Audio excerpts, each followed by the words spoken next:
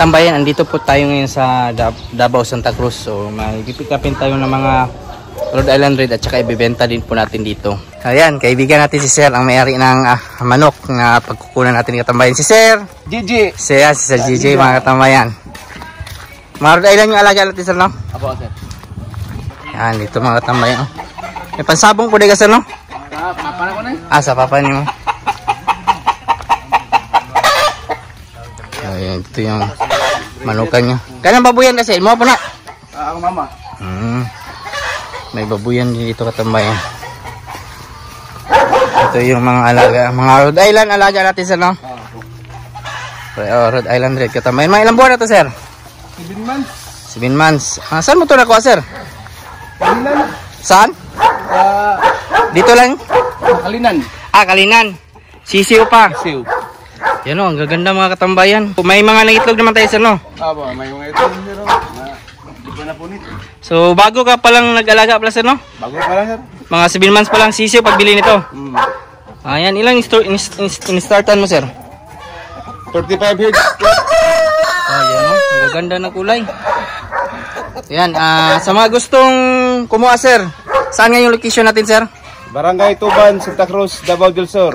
Yung number mo, Sir, pwede natin ilagay sa screen, Sir? Pwede. Yung number mo, Sir? 0910-9229-501. So yan mga katambayan, sa mga gusto po, kasi yung kukunin natin dito, kunti lang, nasa 12 lang yung kukunin natin So may mga matitira pa dito. Mailan to lahat dito, Sir? 43. 43 heads. So yan, madami ka pa pong pwedeng pagpilian dito. Napakaganda, oh. Ganda na kulay, Sir, parang dark, Sir. Asa po nga dyan, Andre, Sir? Dito. May pato din, Sir. Baligyan ang pato, Sir? Sumo lang. Sumo lang, yung baboy. Baboy natin, Sir, ano to dito, Sir? Patining or? Patining. Tagpila na kilo rin sa baboy, Sir? Dari sa mga aron, 150. Pila, Sir? 150. 150. Sige, no? Mura lang, no? Sa una, mahal kayo ba? Mahal dyan. Pila ni kabulan ng baboy, Sir? Running 3 months. Mga 3 months plus. Sige, ano, tingnan nyo po yung mga manok, Sir, mga katambayan. Ang gaganda. Dami, oh, pwede pa. Marami talaga pwede pagpilian. Pila, nag-start, dagan na ito sila, Sir? Daghan na kay kuan naman siya kada adlaw mo kuan kag 12, 15. Collection, nag-start pa lang, may itlog na. May itlog na, Sir, no? Sige, ano. Mamili tayo dito ngayon. Dalawang lalaki at saka isang 10 babae. Magkano yung presyohan, Sir? Ngayon 700 to 800 depende sa dami ng kunin. At yung ating rooster, Sir, nasa 1,000, Sir, no? Apo. So yan mga katambayan, ha. So napakamumura. Kaka-start pa lang po mga itlog. Yan po si Sir. Sa mga gustong kumuha, malapit. Santa Cruz. Punta na lang kayo dito para sa Tuban, Santa Cruz. Ito katambayan, walang mga sakit. Ang healthy. Katambayan ng babata pa po.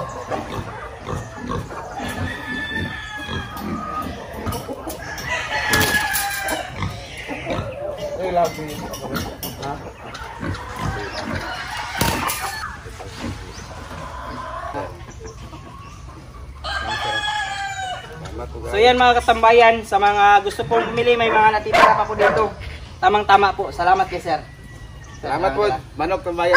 Dito na yung ating manok po na kinuha, pinick up at i-deliver natin kay Sir Emil. Yes. Tama, Sir, no? Yes. Yung nag-order kasi nito si Sir Sander, tama, Sir? Yes. Kapatid na.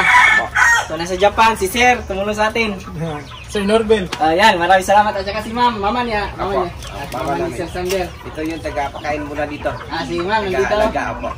May mga alaga kasi siya dito na mga Sir, mga shamo, Sir, no? Mix na. Benta kaya po na, Sir? Ha? Benta? Opo, binta. Daghan yung mga alaga ni Sir. Ha? Daghan yung mga alaga. Dami. Para na siya, ang nabili na ni, para sa mga 30 kahit mga ana. 30 na lang kayo mga an. Ang mga pisano doon, mga ana, pang baligya lang per kilo ba? Per kilo lang. Oo. So upgraded lang ang mga manok ni Modris, kumbaga karne ang atuang market diri. Yan, ang daming mga dito. Wala ka nag-incubate sir, walang incubator. Sila lang mismo maglimlim. Ang katungkuan, una na mo ka mga batch, ang uban, lumlom, ang uban, incubate niya. Napilyo na ko sa akong incubator good karon kay kuan pero ang first batch na ko sa nakapalit yung bagong incubator, failure kayo. Kani mao niya. Karon among gi kuan. Kalimlim lang. Oh. So ito na yung mga sisyo sir. Oh, mao na ni siya. Mano baligya sir na per kilo. Oh, per kilo. Ayan o. Kahit ano mga katambayan, kahit walang ilaw, nakakasurvive mga ganito na manok. Kung bagong pisa yan, lagay lang sa brooding area. Brooding area. Ayan o, may mga ano pa nga dito. Daghan nagapalit rin sir. Oh, daghan magpot. Dali na po mahulot sir, basta karnis ano? Oh, karni yun. Dako imong wa sir, yung ano mo sir, ano yan sir? Mix yan sir? Malaki ba? Ang sana sir, habard. Mga per kilo siguro yan ba? Oo, mga 4 kilos. Gapang itlog na lahat ng manok mo sir na inahin. Oo, nagapangitlog na. Madami rin galimlim. Oo, naay naglumlom, naapoy nag-itlog niya, nag-incubate, naka-incubate ko karon o 50 eggs. Yeah, naaga po yung bilin. Okay na. Obserbahan mo, talagang may gwapong incubator nga lang mga almost perfect yun, at least mga 90% nga kuwan, hatching rate. Oh. Ito yung mga katambayan. Ilang square meter yung manukan natin dito sir? 800. Ano yung malaki pa sir no? 800. May mga puno kasi yung mga katambayan, may mga saging. So relax yung manok. Dito natin ilagay yung mga manok natin sir ngayon. Dito muna. Ayan o. Rhode Island Red. Ilang Ano pa yan ma'am? Sir, 7 months. 7 months? So, ang ama nito, nakailang panalo na. Okay. At saka, yan. Yan mga babae. Nag-itlog na yan sir. Oo. Itlog na yan. Bago lang yan sir, nag-itlog sir. Yan. Siya muna. Katambayan, ito yung resulta po ng Rhode Island Shamo. Tingnan niyo po yung pakpak. Ano talaga, Rhode Island, duro yung mukha, Shamo. Upgrade na yan, kumbaga upgraded na. Diba, ito, nandito yung ibang sisi oh. Ilang buwan sir bago mag-harvest ng karne sir? Siguro mga 3 buwan, 3.5. Nagalimlim dire ang van. Dire ang iba nagalimlim. May naglimlim dyan. Mga itlog. Malalaki katambayan. Yan. Alagaan ni sir. Dami pala dito Ano, dako kayo ng isa Mura di kalupad Mura nagpatok. Mo ni yung mga breeder tikasta diri no. Dako man kayo area.